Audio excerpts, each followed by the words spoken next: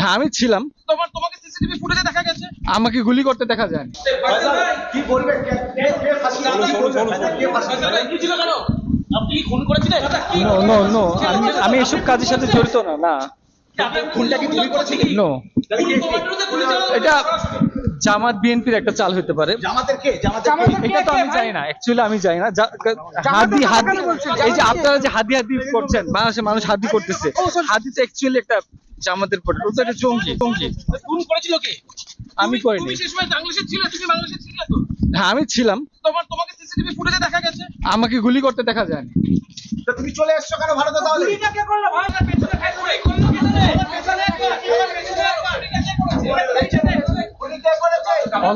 On the স্পটে আমি ছিলাম না। জামাতের কে? জামাতের নাম বলছে, জামাতের কে যুক্ত?